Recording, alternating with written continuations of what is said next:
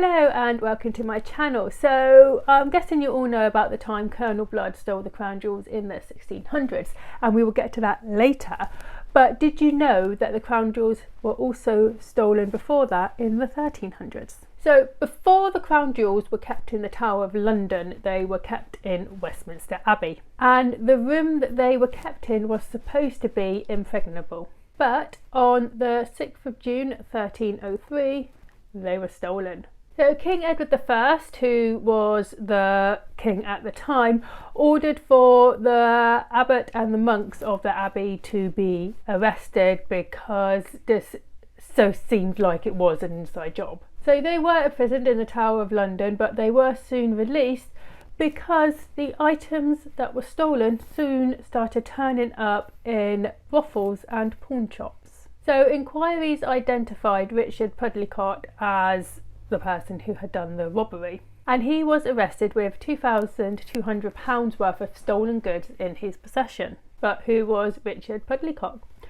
Richard Pudlicott was born in Oxfordshire, and it is thought that he had a grudge against the king because he had been imprisoned in Flanders as security for the king's debts. Now, Richard fully confessed to his crime. A few months before he stole the crown jewels, Richard said that he had noticed a ladder on a house being roofed near the gate from the palace to the abbey, and he placed this ladder against a window of the chapter house, which opened and shut with a cord. Using this cord, he opened the window. From there he went to the refectory door, which he found locked, but opened it with his knife and went inside. He found 6 goblets in a cupboard behind the door, and in another cupboard more than 30 silver dishes, and under a bench wicker baskets of drinking cups all gathered up. He took all these away with him and shut the door behind him, but left it unlocked.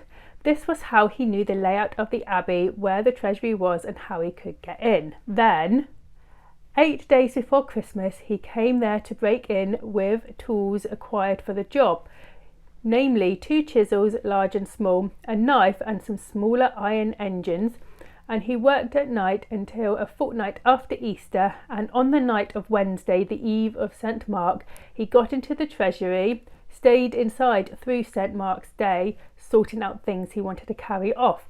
And on the following night he got out, leaving part of the treasure under the bush to recover the next night, and the rest he carried away with him, getting away through a gate behind St. Margaret's Church. So Richard, for his crime, was sentenced to death in November 1305. He was taken from the Tower of London in a wheelbarrow and then hung at the gallows in Tothill Lane. It is said that Richard's skin was flayed from his body and stuck to the door of the treasury as a deterrent to other potential thieves. So after this robbery, the crown jewels were moved to the Tower of London, which is where the next robbery of them takes place. Colonel Thomas Blood was an Anglo-Irish officer. He was born in County Meath in 1618. When the English Civil War started, he had come to England to fight on the side of King Charles I, but he soon switched sides to Oliver Cromwell.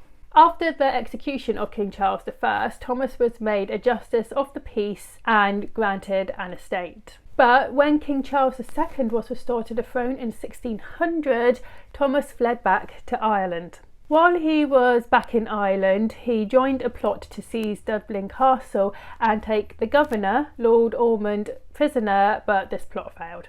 But despite being a wanted man, Thomas returned to England in 1670. He took on a fake name and became a doctor. He attempted to kidnap Lord Ormond again, but again this failed, so he decided to steal the crown jewels. In 1671, Thomas disguised himself as a parson and went to see the crown jewels. There he made friends with the keeper of the crown jewels, Talbot Edwards. Thomas visited the crown jewels again, this time with his wife. But as they was leaving, Mrs. Blood had a really violent stomach ache, so Talbot Edwards took them to his family's apartment in the Tower of London so she could rest and get better.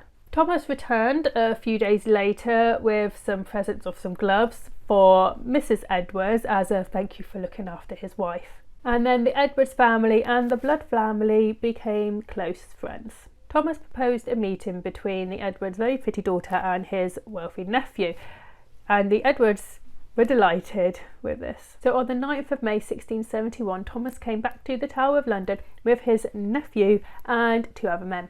While Thomas's nephew and the Edward's daughter were getting acquainted, the other men expressed a desire to go and see the crown jewels. Talbot took them to the room where the crown jewels were kept, but once they were inside, Thomas hit him over the head with a mallet, knocking him unconscious, and then stabbed him. Thomas and his friends then stole the crown jewels. To get the crown out, they had to flatten it with their mallet so they could get it into his bag.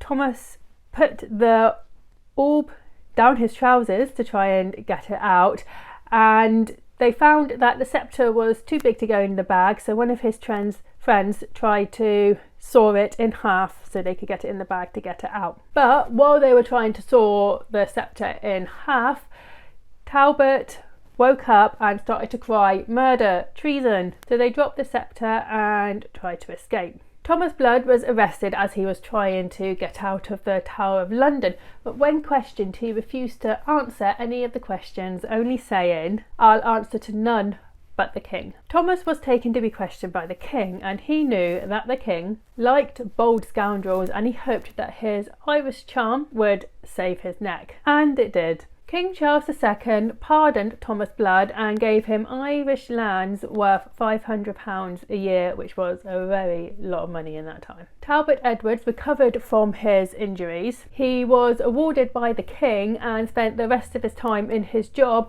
telling visitors all about his role in the theft of the crown jewels. So that's the stories about when the crown jewels were stolen. I hope you enjoyed this video. If you did, like and subscribe, and I'll see you next time. Bye.